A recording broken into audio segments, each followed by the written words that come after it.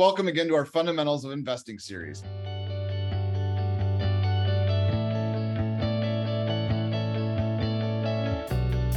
These videos are designed to explain important financial concepts you need to know as you grow your retirement nest egg and build your personal wealth. I'm Brian Dress, Director of Research here at Left Brain, joined as always by our CEO and Chief Investment Officer, Noland Langford. Noland, thanks for joining us. Thank you, Brian. This is an exciting topic, and I'm happy to be here. Yes, Nolan, this is an important topic. Here we are in September of 2022. Economy is weakening a little bit, and we're starting to see a bit of downsizing in corporate America. We're seeing persistent inflation and a slowing economy, and so companies are definitely taking action. We wanted to make a video to help executives and other corporate employees who might be facing the unfortunate circumstances of a layoff. Hopefully we can answer the questions that are on your mind if your company is starting to downsize.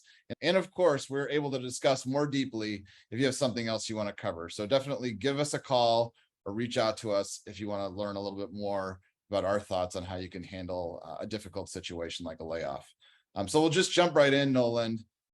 First question is a simple one. What should folks do if their company is beginning to downsize? So the first thing is not panic.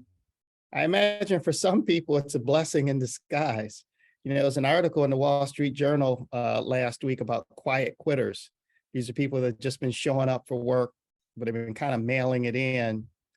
And if you take a look at companies that are laying off, so far what we've seen has been weak companies that have been laying people off to preserve margin or for whatever reason. I don't know. Maybe some people are going to be excited that they get tapped on the shoulder. So the first thing that they should do is not panic, take stock of their situation. From a financial perspective, though, we think that there is some work to be done. So if you have an investment advisor or financial advisor that you're working with, it's probably a good time to seek them out. If not, we're happy to help. That's some good general advice. Let's just jump into a few specifics and hopefully answer a few questions that are coming up for folks that I think were going to be common to most of the people in this situation. So the first one is stock options, Nolan. Of course, a lot of people have stock options, restricted stock units, and a number of other employee purchase options for stock. Can you talk about how vesting for these people works when the layoff happens, and what are the pitfalls and opportunities that come along with that? So that's a big one. I'm going to try to chunk it up and see if I can handle them all. There are opportunities, and there are also opportunities for pitfalls. So you want to be careful. The way that vesting works is typically, I think the most common one in America today is either a 3 or 4 year. Let's assume it's a 4-year vest.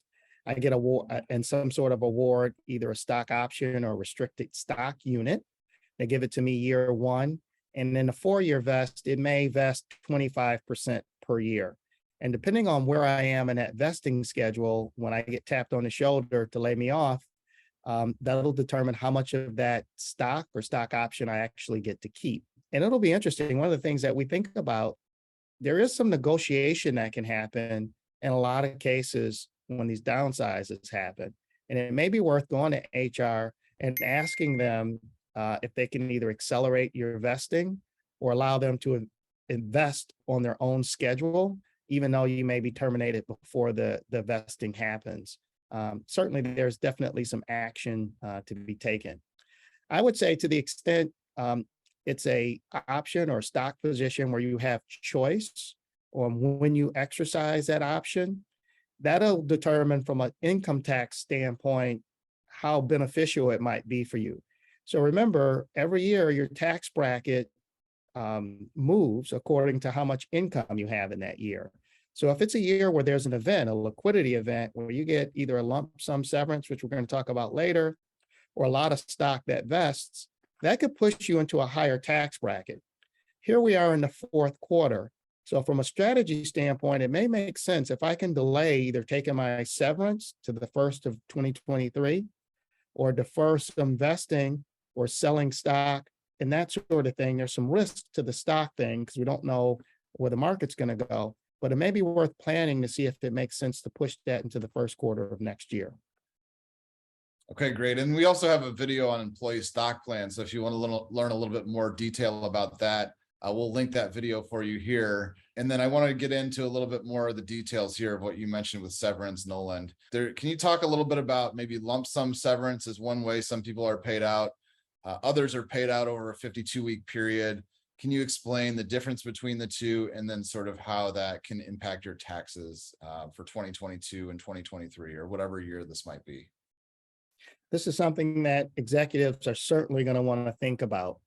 If HR comes to you, it's generally going to be with some sort of severance in exchange for you waiving your rights to come back to them and sue or take some legal action. You may have the opportunity to either take a lump sum severance, which a lot of employers will press, or sometimes they'll just continue your pay on a normal schedule for a number of weeks. And I think in the example you used, they came to me and they said, Nolan, I'm going to give you 1 year's worth of your salary, pay it out on its normal schedule over the next 52 weeks. Other employers will come and say they'll give you 52 weeks of comp, but they want to give it to you in one lump sum and be done with you. The tax, what happens to me from an income tax standpoint is going to be different in both cases.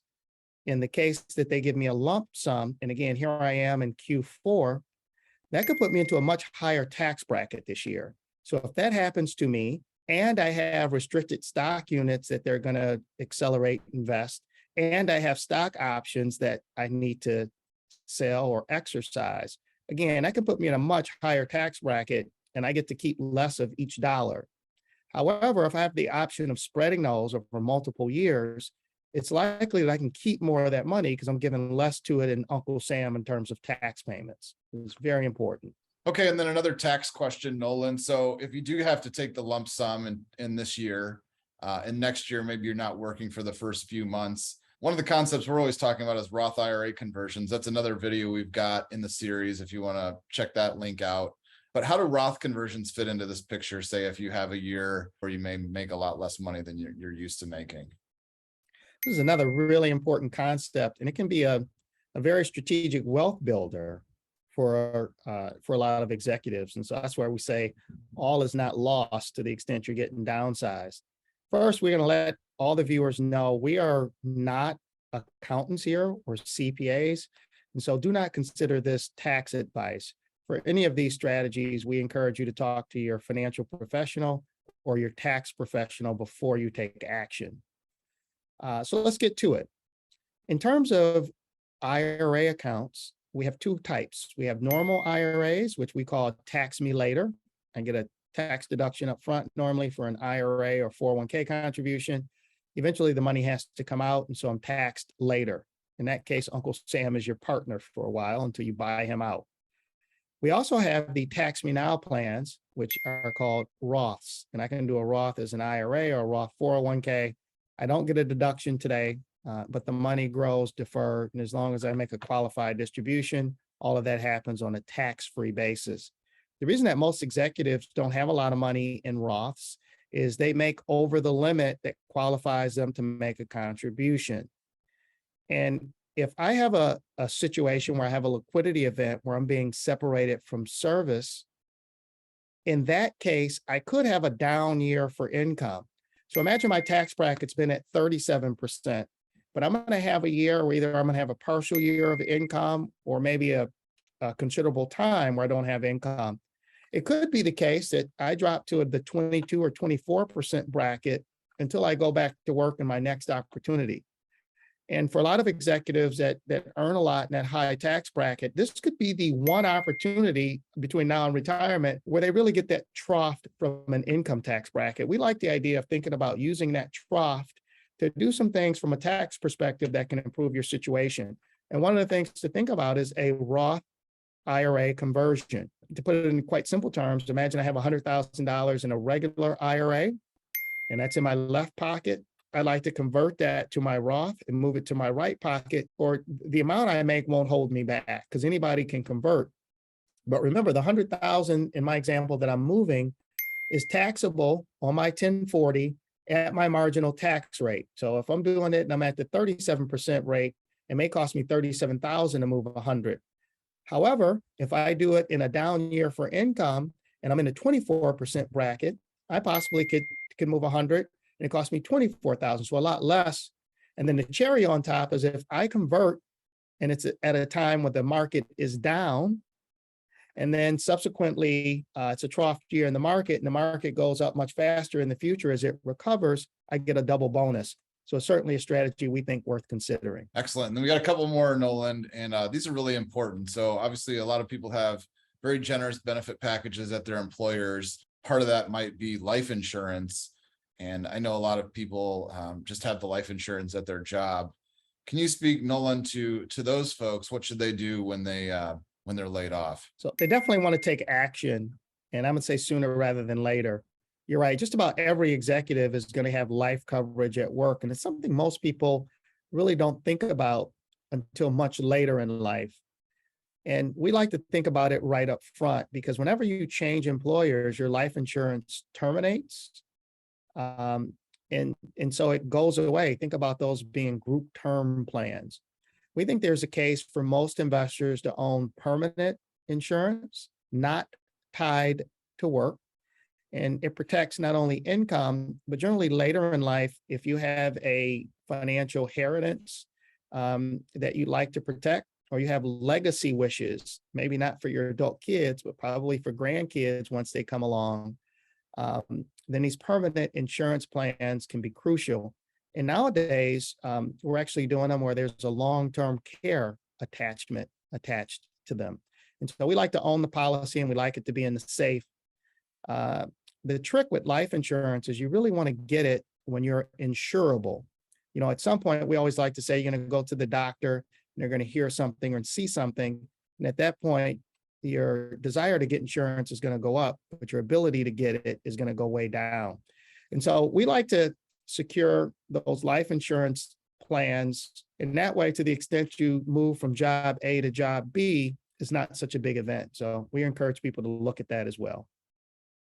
All right, thank you, Noland. So there's a lot to think about if you're facing a layoff, or if your company's downsizing, you think you might be facing that situation. Noland, how can a financial professional, or how could we help someone in this situation to sort of navigate these waters? Yeah, so being in independent fiduciaries, we can sort of sit down, not only run the financial models, but also talk about the non-financial, the psychological impacts of this as well. But there's another sort of investment angle I think people need to think about as well. Usually, if you're an executive that have been around a while, you're going to have a large portion of your net worth tied up in the company stock.